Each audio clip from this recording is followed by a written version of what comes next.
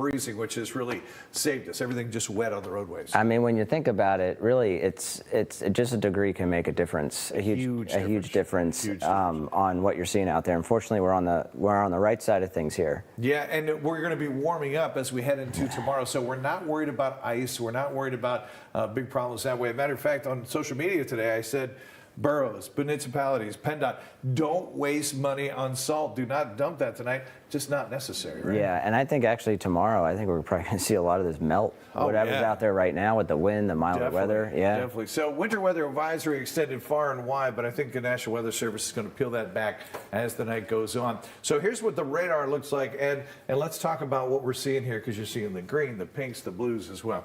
Yeah, so we actually, just within the past 20 minutes or so, a lot of this was still showing some frozen stuff, and now that green rain line is lifting north even further. So the threat for icing is really dropping off. I mean, can't rule out maybe some ridge tops, high elevations, still get a little bit of that, but it always doesn't hurt to just allow some extra time and just take it easy. Well, you mentioned a good thing today is you're coming up to the stop sign. Yeah, brake early all the time. No, I'm just kidding. Well, I don't know. I don't see him drive. Yeah. But yeah, so I do think we're seeing most areas not having the icing threat, but could see it in a couple spots. And you don't see it everywhere, but it is precipitating. You are getting this mist, this drizzle, and a lot of times that literally goes under the radar. We saw that today with some of the snow. And you know, we can see this in the summer too, but the fog, it's the visibility's down because of that. Surface, now, higher elevations out to the west, that could actually be icy there, you think? Yeah, sure. And certainly the higher terrain north and west of Harrisburg,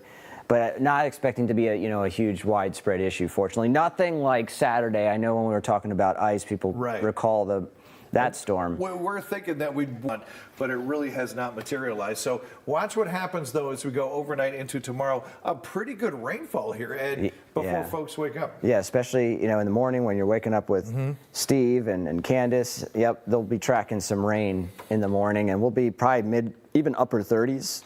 Oh, yeah. During that time. Mid-30s. So it will be all rain, but that could be a slow go, too, just with slippery roads and whatnot. You mentioned this. Later in the afternoon tomorrow, we start to clear things out. Yeah, so ahead of the front, we could make a run at 50 tomorrow. Western part of the state really starts to cool down, and then Friday's looking cooler. But wait, the trade-off is as this clears out, we get pretty windy. So these little snow showers are riding on strong northwest winds. So we could see a very windy afternoon, and that's going to continue into Valentine's Day. Yeah, and Valentine's Day does look much colder, too. Much colder. Back into the 30s. Mid-30s. All right, so if we had to play it out for you tonight, it's all rain from here on out. We are slowly warming things up. So tomorrow morning, some rain showers, just wet. By the afternoon, that's when we see the clearing and the windy conditions.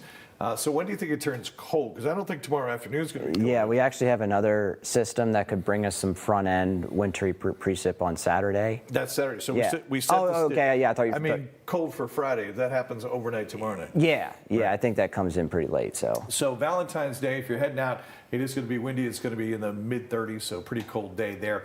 All right, back to Saturday. So this is going to start once again, we think, as some snow. Yeah, some snow, some ice, but I mean, we're going to warm up big time heading into Sunday. Once that changes over to rain, we're talking about 50s. Tell you what, let me show that. You continue with that. I'll pull up that map here for you. Oh, showing that storm for... Yeah, because it could start as a wintry mix again on Saturday. Yeah. Before we change to all rain. Yeah, so we're really kind of getting whiplash here with weather. Tonight. Yeah. Okay, so let's walk through this real quick. That moves out. Okay, so here's wind.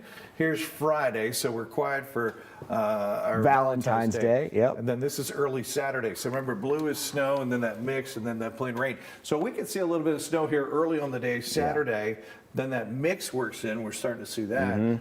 Yeah, I have noticed this particular model that we're using, they all have their limitations. But this one, beyond what, 48 hours, I'd say? Least, yeah. It fine-tunes it as it gets closer. If it's still this bullish on this amount of snow and ice tomorrow, yeah, I could see maybe a couple of inches of accumulation on Saturday. But right now, we do think it'll start off as a wintry mix, snow to wintry mix, and eventually to rain. And I think with that heavy rain, once it changes over, as we go into Sunday, that looks like really heavy rain. And you and I were talking about, we always call rain the snow eater. And basically, that just means it melts the stuff on the ground and starts to melt that ice. So I think we could be pretty soggy by Sunday. Worried about flooding? Maybe? Yeah. I mean, when you can melt a foot of snow in an hour when it's raining and in the upper 40s. Yeah, So then that's a combination we might have, and it'll be interesting to see what the Susquehanna looks like because the ice. Right. Right. So again, right. back to Saturday, seeing some snow, and then that changeover as the day goes on. Now, the other thing before we go, next week looks really cold. Arctic air moves back in. Yeah, this is going to be the coldest since our little burst in January.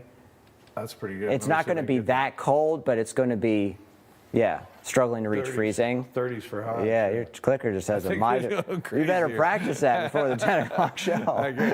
All right, anything we're forgetting here before we go? Well, there's this another storm we're watching for the middle for part. late next week. For late next week. So we always have these constant storm systems in the pipeline. I mean, when we've been in this drought, right.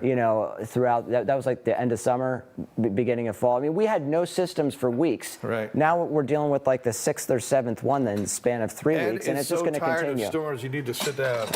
I know. Sit down, my friend. All right, That's why I've been so tired lately, right? Take a load off. All right, thanks for checking in. That's so much better.